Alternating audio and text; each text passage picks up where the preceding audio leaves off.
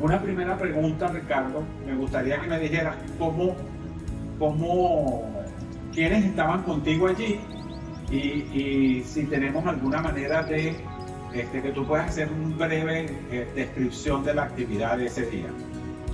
El evento estuvo moderado por la poeta María Alejandra Colmenares y participamos John Mel Araujo, poeta y artista visual, Sorena Durán, poeta, dramaturga y periodista, y bueno, yo realmente, el evento consistió en varias rondas de lectura, empezando por Josme, siguiendo yo, después después Suriana, donde cada uno fue compartiendo uno de sus versos y teníamos un breve espacio para comentar ya algo que estuviéramos viviendo nosotros o lo que hubiera leído el poeta que nos precedía. Finalmente, tuvimos como 4 o 5 rondas, al final cerramos con una sesión de preguntas y respuestas, en donde los asistentes pudieron justamente preguntarnos sobre el quehacer poético, sobre cómo construir imágenes en poesía, sobre la vinculación que nosotros encontramos entre lo queer y entre nuestra intimidad y el trabajo poético. Y justamente una de las preguntas más interesantes fue cómo, partiendo de algo tan personal, podíamos crear imágenes que generaran un vínculo con personas que no nos conocían, generando un pathos, un camino de empatía y de conexión emocional. Finalmente, cerramos con unas palabras de la curadora Lorena González Guinet y de Fabiola Ferrero, que es la organizadora del proyecto Semillas Migrantes. Es que se puede hablar de una poesía queer. Ok.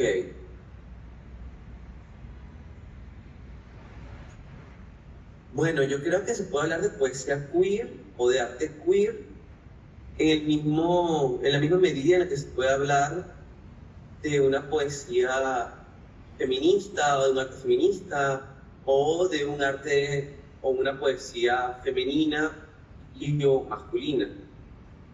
Yo tengo problemas justamente con la terminología, no porque discrepe, sino porque no estoy muy seguro a veces dónde están esos límites, porque es una poesía queer si la hace un autor queer, o es una poesía queer si la temática del poema. Porque, por lo menos, por mencionar un caso, tenemos la poesía del venezolano Alejandro Castro, que es un autor queer y que genera una poesía queer, una poesía que atraviesa el tema del deseo homoerótico, el tema de la identidad de género, el tema de la sexualidad, el tema de los comportamientos no estereotípicamente masculinos en un hombre, pero tenemos también, por mencionar algún ejemplo, de hecho Alejandro Castro le hace burla un poco en uno de sus poemas en El Corvicio y el Infornicio.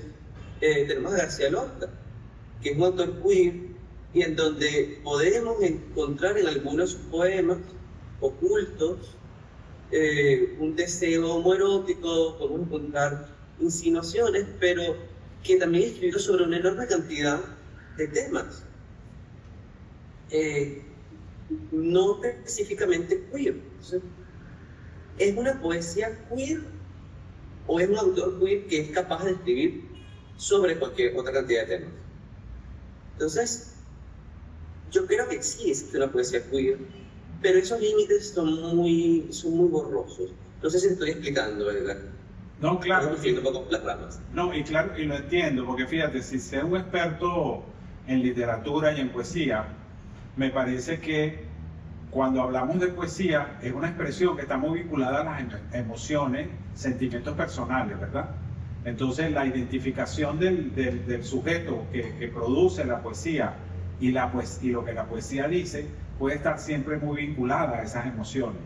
Entonces, si la persona es queer, por ejemplo, que es lo que ocurre también en el tema de la fotografía, lo hemos estado explorando con Franklin, pues podríamos concluir que es una expresión de lo queer, ¿no? Porque viene de ese sentimiento, viene de esas emociones y viene de una conciencia que explora lo queer como una manera de expresarse. ¿A qué más le canta la poesía queer más allá del amor? Ok, sí, porque, a ver, desde mi experiencia es un poco complicado porque yo como poeta me he limitado, por lo menos en este periodo de mi vida, mucho a la poesía amorosa y a la poesía erótica. Entonces, claro, mi poesía puede ser quizás evidentemente queer, porque al ser yo un hombre bisexual, hay en mis poemas un deseo hacia el cuerpo semejante, hacia otros hombres, también lo existen hacia otras mujeres, pero no quieres, a ver, quisiera decir eso entonces, que la poesía queer está juro limitada a una poesía erótica o una poesía amorosa. Yo no me atrevería a decirlo. Pienso nuevamente en el caso de Alejandro Castro, en este libro maravilloso, En Desperdicio y Infornicio. Alejandro, sí, canta amores imposibles, habla en sus versos de su deseo por otros hombres, pero también habla del tema de su amaneramiento cuando niño y cómo esto afecta de alguna manera también sus relaciones familiares al crecer. Entonces, esa poesía no tiene oscuro que hablar netamente de lo erótico y de lo amoroso. También puede hablar de las vicisitudes de la vida, de problemas sociales, de la desconexión con el prójimo, puede hablar justamente de lo familiar, tanto desde un punto de vista, digamos, positivo, como desde un punto de vista más vinculado a la violencia y a la negación. También atraviesa mucho el tema de la identidad. Yo creo que hay infinidad de temas que la poesía queer puede tratar si hay una tendencia a enfrascarla en lo erótico y en lo amoroso. Pero creo que por lo menos en el caso de Castro y también el caso del poeta Rafael Castillo Zapata, podemos encontrar allí una poesía queer que no se centra nada más en ello, sino que trata, como comenté, temas de identidad, temas de discriminación, temas de violencia, temas familiares, temas sociales. Y que incluso pueden considerarse parte del activismo, ¿verdad? Sí. Como de reclamo a la sociedad o de enrostrar a la sociedad a través de la poesía de situaciones que son bastante incómodas y molestas para el propio poeta y para la comunidad a la que ese poeta pertenece, ¿verdad? Sí. Entonces, fíjate, una cosa que a mí también se me ocurría cuando conversamos previamente era pensar si existe una musa que sea universal para la poesía queer, o esa musa es la musa de todos.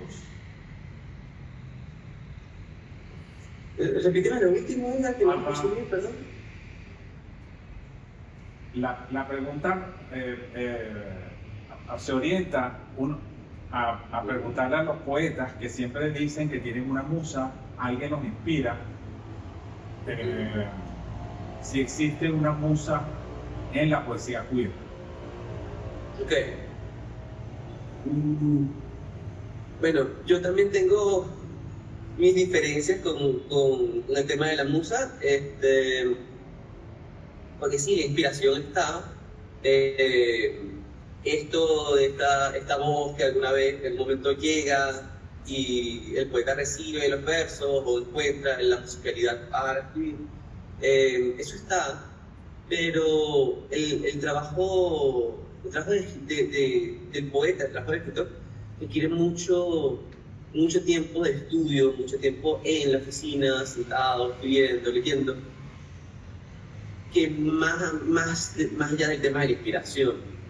Pero si estamos hablando de una musa, yo, yo creo que es en buena medida la misma musa que le puede hablar, le puede dictar a cualquier otro poeta, sin importar que sea heterosexual, sea bisexual, homosexual, transexual. A fin de cuentas, el poeta está hablando de su entorno, está hablando de su contexto privado, social, su contexto país, su contexto económico, político. Está hablando de su intimidad, está hablando de su época. No, no creo que haya una musa específica de la poesía queer que se pueda diferenciar del resto de la poesía. Porque a final de cuentas, volviendo otra vez al tema de la poesía amorosa, la poesía erótica, el tema, la inspiración en la poesía erótica y amorosa es el objeto de deseo, es el amado o la amada. Y ese amado o amada también aparece en la poesía queer. No creo que haya una musa diferente, ni haya una inspiración radicalmente distinta, claramente en un contexto con sus preferencias. Y no va a ser lo mismo una poesía escrita, por decir algo, una autora trans, que por un hombre cisgénero heterosexual. Claramente hay otras vicisitudes, hay otras experiencias de vida que van a modificar la escritura, pero en general estamos cantándole o hablando más o menos de lo mismo, con sus diferencias. Exacto. Incluso yo estaba pensando, incluso siempre haciendo el paralelismo con la fotografía, de que si hablamos de una fotografía queer, pues antes existió, porque Diane Arbus de alguna manera hizo poesía, fotografía queer, y otro fotógrafo y hubo poetas que también le cantaron a la homosexualidad, como Walt Whitman, en Hojas de Hierba. Y entonces, cuando Walt Whitman publicó Hojas de Hierba, no se hablaba de queer, ni se identificaba de una identidad queer en la sociedad. Entonces, sería posteriormente, es decir, que antes de lo que decíamos o lo que decimos que es queer hoy, existió también otros poetas que le cantaron a la transexualidad, le cantaron a la vida libre, a lo que yo estaba mencionando, Federico García Lorca, y poetas venezolanos que también ya antes de que esto entrara a denominarse como queer, ya existía. Sí, exactamente. Y en Venezuela existe una poesía queer. Sí. Creo que no la hemos estudiado a cabalidad. También creo que es un fenómeno que nos está interesando más recientemente. Pero sí, y Venezuela tiene una muy rica tradición poética y algunas de sus voces más potentes han sido también autores que están inmersos en lo queer. Tenemos el caso de, ya mencionado, Rafael Castillo Zapata, tenemos a Alejandro Castro,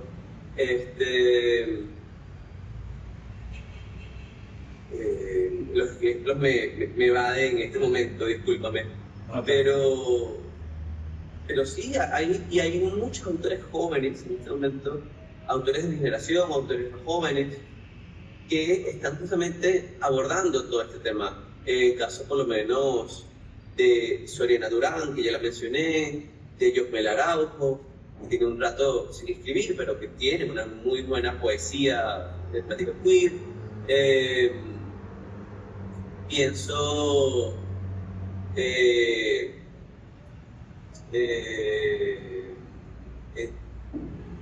Soriana Ramírez, por ejemplo, otro autor joven.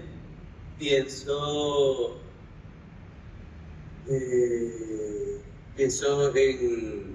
en Gabriela Mesones también. Y que es, Gabriel, fundamentalmente una generación como una nueva generación de ahora, ¿no?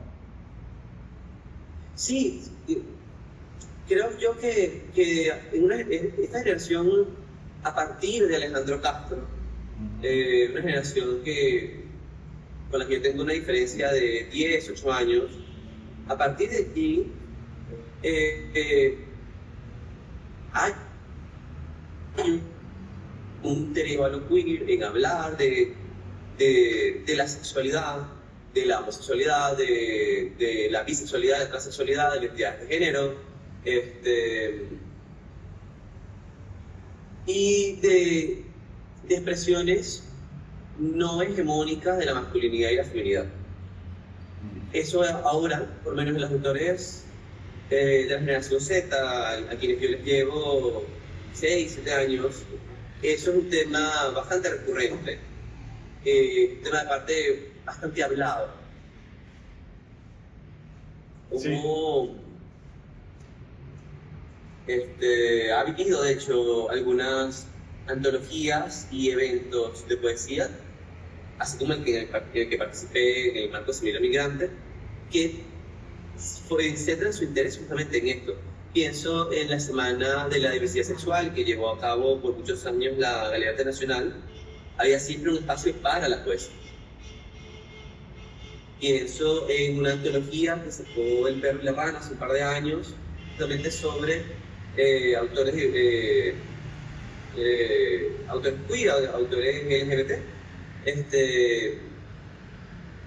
Hubo un proyecto que se llevó hace un par de años, lo llevó justamente este poeta Soren Ramírez, con el artista visual Leonardo Almado, que era, se llamó Cuchara, Cuchillo y Tenedor, y se centraba justamente en la sexualidad, sin importar si era vista desde autores heterosexuales, bisexuales o homosexuales, pero que permitió justamente una conversación muy rica y compartir textos de distintos autores de distintas generaciones en torno a la sexualidad y en torno a lo erótico, y que abordó de manera evidente el tema queer. Es interesante, ¿sabes, Ricardo? Porque en un entorno donde todavía persisten muchos prejuicios, muchos tabúes en relación con el amor entre iguales, entre los desafíos de la identidad de género, la expresión de género, llama la atención que hay como un impulso generacional, como lo siento yo, que se resiste a esos tabúes y que se resiste y se expresa libremente. Entonces yo creo que definitivamente la poesía queer, de alguna manera, siendo que puede ser también rebelde y puede resistir, puede también necesitar de entornos más libres, más abiertos, dentro de las universidades y dentro de los centros de estudios de arte y los espacios de la cultura, donde hay como más, se hace un espacio más inclusivo, ¿no? A través de esos reconocimientos. Entonces, me parece como muy interesante todo lo que acabas de mencionar. Ahora diría yo, ¿tú crees que la poesía queer, ya lo habíamos dicho, pero me gustaría que lo reafirmara finalmente, es inclusiva entonces a todas estas siglas que ahora juntan esta diversidad, ¿no? L, G, B, T, I, Q, A, más? No me atrevería a hablar por todos, porque como todo, hay sus altos y sus bajos, hay sus bemoles, pero sí, o sea, pensando en la poesía no como aquello escrito por un grupo de gente particular que va a los recitales, que está en eventos, que sale en antologías, sino como justamente la manifestación de diversos individuos. Hay espacio en la poesía para absolutamente todas las letras de la comunidad. Lo que no me va a corregir no es lo que, a ver, ¿cómo lo redacto? Lo que sí no hay, tristemente, y que bueno, tú justamente lo comentabas, es espacios ya sea espacios para reflexión, sea espacios en academias, eventos, libertad para comentarlo públicamente, editoriales que trabajan con el tema, o espacios radiales o televisivos sobre la temática. No hay, en verdad, espacios, hay que construirlos. siento yo que los poetas y los gestores culturales estamos justamente trabajando por ello. Hay que construir estos espacios, crearlos, para poder hablar de esto y para que cada una de las letras de la comunidad tengan cabida. Porque una cuestión es yo decir que, bueno, sí, que en efecto yo he podido participar, porque he tenido la suerte, en eventos de poesía de temática queer o de cualquier otro tipo de temática, en donde yo he podido llevar mis textos homoeróticos y leerlos en voz alta. Pero sé de gente que ha pasado malos ratos con experiencias similares, o sé de personas que no han tenido cabida por sus visiones políticas o justamente por su identidad y por su expresión de género. Entonces, ¿tienen cabida en los espacios? Me temo que ahorita eso no todavía, pero es el deber ser, es por lo que se debe seguir trabajando. Es decir, que tenemos una tarea pendiente. Muchísimas. Muchísimas. Bueno, Ricardo, 1.000.000 de gracias. Realmente te agradecemos mucho que nos hayas apoyado para esta publicación y pronto la verás. No, gracias a ustedes por invitarme y por el tiempo esta tarde de un sábado. Muchísimas gracias. Un gran abrazo. Bueno.